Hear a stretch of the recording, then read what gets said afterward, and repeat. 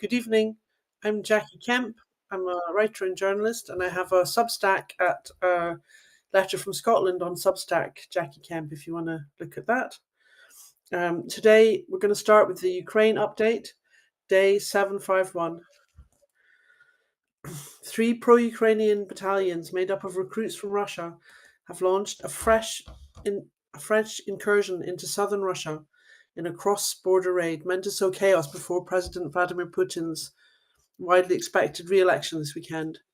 The 3 armed groups of Russian exiled fighters who operate closely with Ukraine's military said they crossed the border into the southern Kursk and Belgorod regions. Russia and Ukraine downed enemy drones and rockets overnight Friday as polling stations opened across Russia on the first day of voting in the presidential election. Ukraine's Air Force said Russia fired 27 Iranian-style drones, all of which it said it downed, as well as 8 missiles at its territory overnight. Russia's defense ministry said it intercepted 5 Ukrainian drones and 2 rockets over the Belgorod border region and the Kaluga region southwest of Ukrainian drones attacked several oil refineries hundreds of kilometers from the front line in Russian regions including Ryazan, Nizhny Novgorod and Leningrad. The continuing strikes are part of a strategy to cause economic damage. The European Union and NATO said Russia's elections would not be free or fair because the Kremlin had crushed all opposition. The chairs of foreign affairs committees in 23 parliaments, from the Baltics to the US, signed a statement rejecting the legitimacy of Russia's elections in occupied Ukrainian territories. A total of 535 children have been killed and 1,255 injured in Russia's war in Ukraine, the Ukrainian Prosecutor General's office said, Ukraine Inform reported. Vladimir Putin's comments about nuclear weapons to Russian state media did not constitute a threat to use them, the Kremlin said, accusing the US of taking the remarks out of context and calling them reckless and irresponsible. Putin said setting up a nuclear-powered unit in space was a priority. Russia's space agency Roscosmos said last week that Russia and China were considering putting a nuclear power plant on the moon from 2033 to 35. NATO allies must urgently step up delivery of ammunition and weapons to Ukraine, NATO's Secretary General Jens Stoltenberg has said. The Ukrainian military said Russian forces attacked Ukraine with 34 Shahed drones overnight and that 22 of them were shot down. EU leaders are to take a significant step towards confiscating 27 billion in profit generated by Russian state assets frozen in Europe to help fund the war effort in Ukraine. Germany's parliament has rejected a call by the opposition for the government to send Taurus long-range cruise missiles to Ukraine a day after the Chancellor, Olaf Scholz, defended his refusal to supply the weapons. German arms manufacturer Rheinmetall said it planned to set up at least 4 factories in Ukraine, which has been suffering from ammunition shortages as Moscow makes battlefield gains. These factories would be for producing shells, military vehicles, gunpowder, and anti-aircraft weapons. Israel-Gaza latest. A Gaza aid ship from Larnaca, Cyprus, offloaded its first load of food today. Renowned Spanish-American chef Jose Andres said that 2 crates had been delivered with many more to go. The WCK is expected to deliver 37 million meals to Gaza, where about 2 million Palestinians have been forcibly displaced by Israeli attacks across the narrow strip. The US Central Command has conducted its 11th aid drop into Gaza. In a statement today, CENTCOM said, US C-17 and C-130s dropped over 35,700 US meals ready to eat and 31,800 bottles of water into northern Gaza, an area of great need, allowing for civilian access to the critical aid. The International Court of Justice said it will hold hearings next month on Nicaragua's case against Germany for providing weapons to Israel and defunding UNRWA, the UNRWA.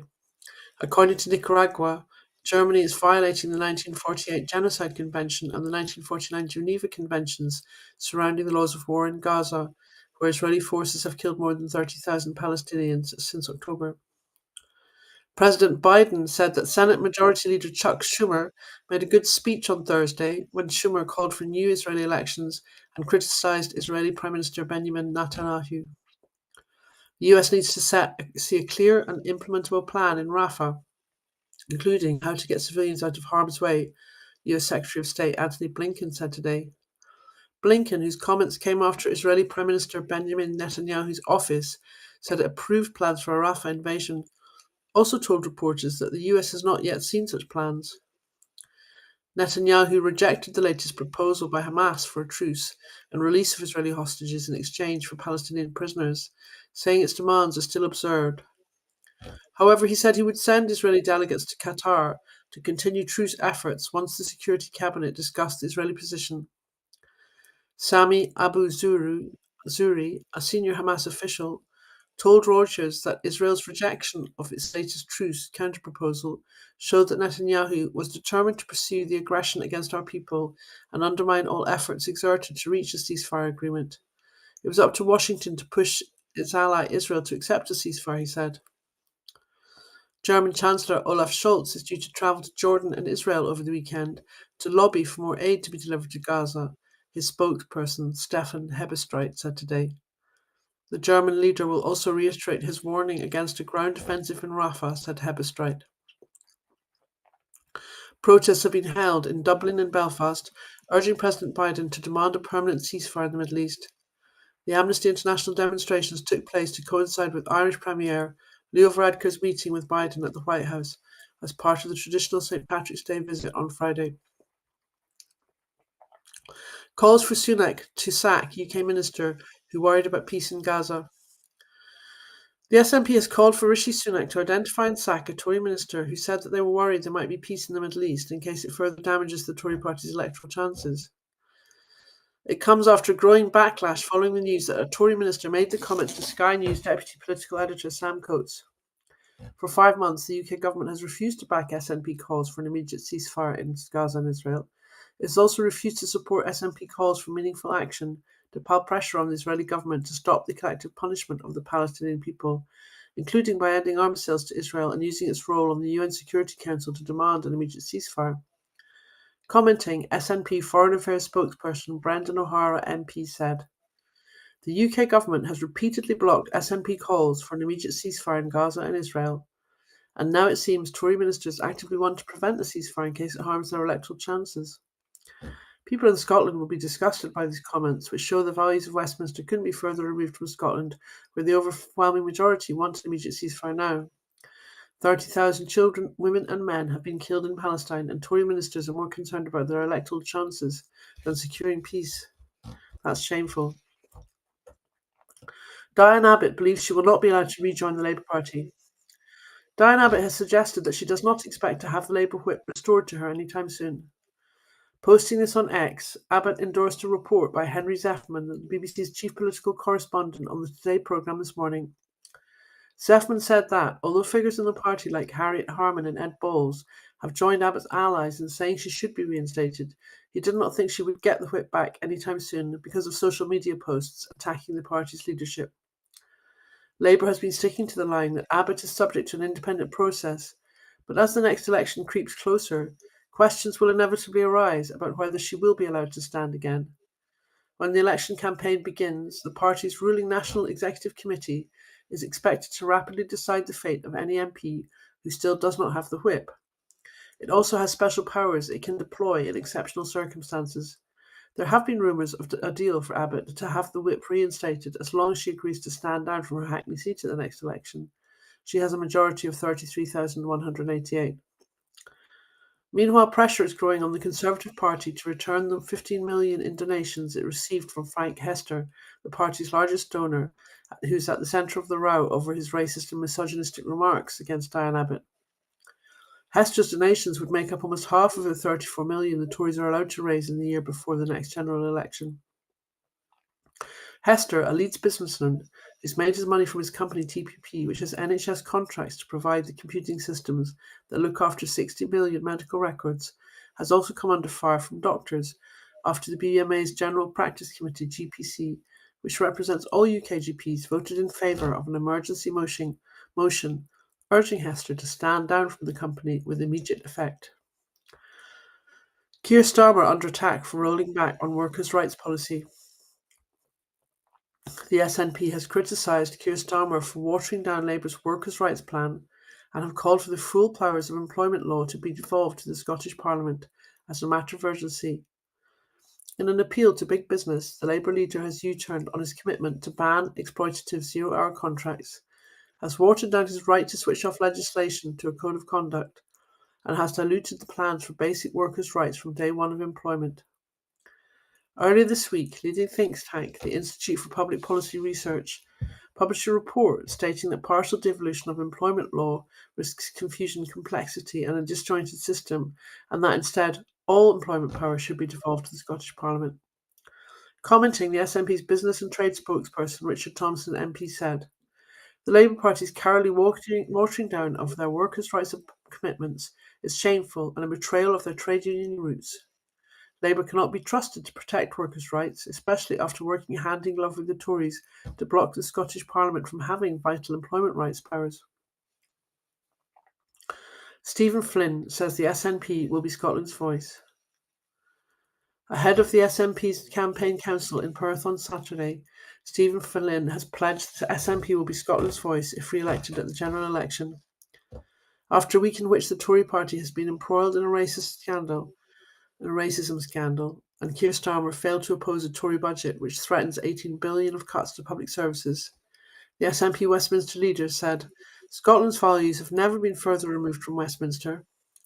With the IFS accusing the Tories and Labour Party of a conspiracy of silence over their plans for austerity cuts and senior Tory and Labour Party figures refusing to say where the X will fall, Flynn has said only the SNP can be trusted to stand up for Scotland and make Scotland's voice heard. Commenting, Stephen Flynn said, "With the Tories embroiled in a racism scandal and Keir Starmer's Labour Party missing in action in the fight against Westminster's austerity budget, it's clear that Scotland's values have never been further removed from Westminster. The SNP are Scotland's voice, and the events of recent weeks have shown why it's essential Scotland has a strong SNP voice." The SNP has marked the International Day to Combat Islamophobia. The SNP has marked the International Day to Combat Islamophobia by warning against growing intolerance and renewing calls for all political parties to play their part in eradicating anti-Muslim hate crimes. With the recent rise in Islamophobic attacks, the SNP has called attention to people around the world who are harassed, detained, imprisoned, or even killed for practicing Islam. The SNP's Women and Equality spokesperson Kirsten Oswald, MP, said that the International Day to Combat Islamophobia provides an opportunity to commit to ending anti-Muslim hatred and to show support from Muslim communities across Scotland. Commenting, Kirsten Oswald said, "All political parties must step up and play their part in eradicating all forms of hatred and discrimination from society. On this International Day to Combat Islamophobia, we should all commit to tackling all forms of anti-Muslim hatred. During the holy month of Ramadan, Muslims across Scotland deserve to feel safe to practice their religion and celebrate their faith. We all have a responsibility to call out intolerance, prejudice, and anti-Muslim hatred in all its forms. But words and promises are not enough. Only action can show our commitment to eradicating anti-Muslim hatred for good." Catalan president hails new stage in quest for independence after amnesty vote.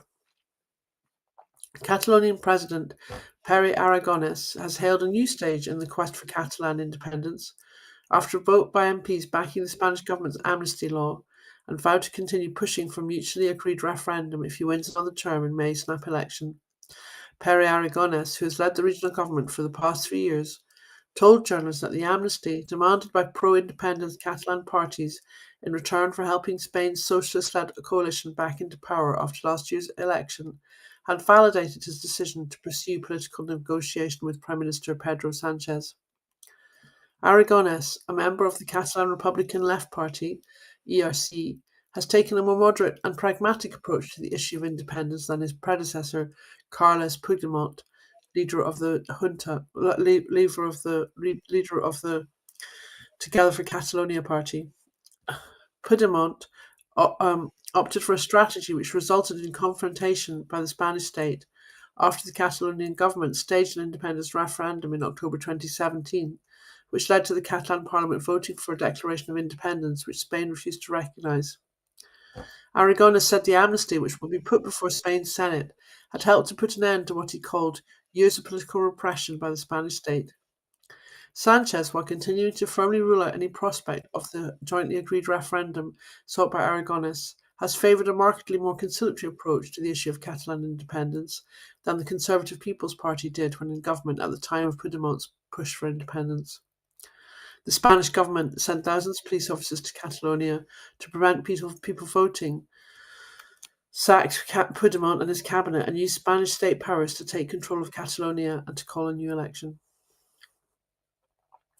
Judge rules that Fani Willis can stay on Trump-Georgia case if deputy steps down. The judge overseeing in Trump's Georgia trial has ruled that District Attorney Fani Willis can continue to head the prosecution of Donald Trump for trying to undermine the 2020 presidential election in the state, as long as a top deputy steps down. The ruling came following hearings as a result of allegations made by the defense in the racketeering case against Trump and 14 co-defendants, accusing Fani Willis of appointing Nathan Wade as her special prosecutor top deputy in the case because of her romantic relationship with him.